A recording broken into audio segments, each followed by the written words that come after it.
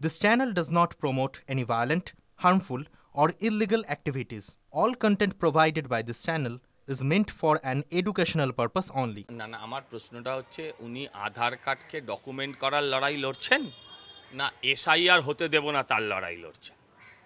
এর আগে 2002 সালে যখন উনি বিরোধী নেত্রী ছিলেন তখন 7খানা ডকুমেন্ট ছিল, এবারে 11খানা হয়েছে, আর একখানা যদি বেশি বাড়িয়ে দেয় সুপ্রিম কোর্ট আমাদের কোনো আপত্তি নেই, কারণ আমরা এসআইআর চাই। সুপ্রিম কোর্ট বলেছে আধার কার্ড বিবেচনা করতে, তো জাল আধার কার্ড কিন্তু বিবেচনার তালিকায় নেই, এটা মাথায় নিতে।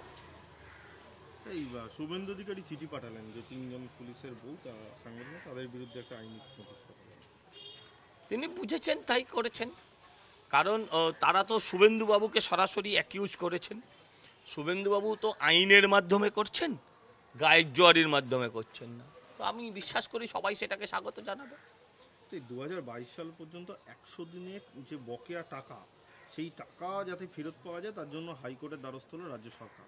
না, এটা তো আরও আগে যাওয়া উচিত ছিল, কিন্তু আমার প্রশ্ন হচ্ছে তার এরপর এসআইআর হলে, আরও এই কারণে ওরা এসআইআর চায় না, এসআইআর হলে যদি দেখা যায় যে মৃত লোকেরাও এতদিন ধরে 100 দিনের কাজ করেছে, মৃতদের নামে আবাস প্রকল্প হয়েছে, মৃতদের নামে প্রধানমন্ত্রীর শৌচাগার গেছে, মৃতদের নামে কৃষকদের যে সহযোগিতা পাঠায় কেন্দ্রীয় সরকার সেটা গেছে, তাহলে কিন্তু রাজ্য সরকার সমস্যায় পড়বে। এটা মানে এসআইআর না হতে দেওয়ার একটা অন্যতম বড় কারণ। আচ্ছা, এই রাজ্যে মৃত বাদ পড়া ভোটারদের নাম তালিকা বুথের বাইরে দেবে বলছে কমিশন। তা আমাদের কোনো আপত্তি নেই, ভালো তো, যারা মৃত তাদের তালিকা যদি বুথের বাইরে দেওয়া হয়, হ্যাঁ, তাহলে আমাদের আপত্তি করার তো কিছু নেই। আমি বলবো সোশ্যাল সাইটেও দিতে, সর্বত্র দিতে, যেখানে যেখানে দেওয়া যায় সব জায়গায় দিতে। দিল্লিতে ইন্ডি জোটে থাকলেও বাংলা 26-এ নির্বাচনে আলাদা লড়াই লড়বে তৃণমূল ও কংগ্রেস। নয়া সমীকরণে কতটা প্রভাব পড়বে ইন্ডি জোটে?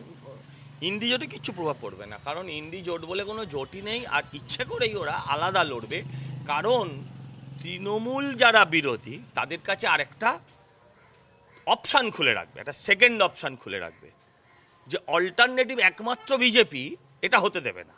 এটা এদের জোটের পরিকল্পনা। এটা জোট মানে রাজনীতিতে সবসময় জোট বেঁধে ভোট করবে তাও নয়, কিছু কিছু সময় নিজের নাক কেটে অপরের যাত্রাভঙ্গও করা হবে।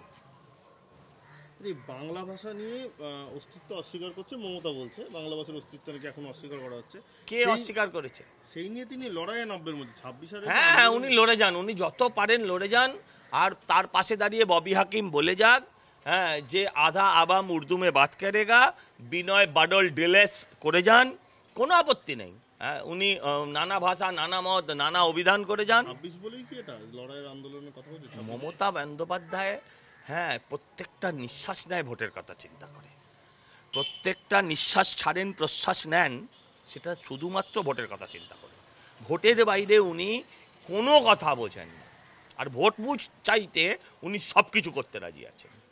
রাষ্ট্রপতিকে চিঠি দিল তিলোত্তমার বাবা মা, রাষ্ট্রপতি আত্মসহায়কের সঙ্গে কথাও হয়েছে, পাশাপাশি একদম ঘটনাস্থলে গিয়ে হাইকোর্টের দ্বারস্থ হয়ে তিলোত্তমার মা বাবা চেষ্টা করছে। দেখুন, আপনার বাড়ি থেকে যদি এই ধরনের ঘটনা ঘটতো, আপনার আমার বাড়ির লোকেরাও কি তারা চুপ করে বসে থাকতো? যদি আমার বাড়িতে ঘটতো, আপনার বাড়িতে ঘটতো, ঈশ্বর আমাদের প্রতি সহায় এখনো অবধি আছেন বলে ঘটেনি, কিন্তু একটা সন্তানহারা বাবা মায়ের তো ক্ষোভ যন্ত্রণা থাকবেই, এবং আমিও বিশ্বাস করি যে ন্যায় সম্পূর্ণ বিচার এখনো আমরা পেলাম না।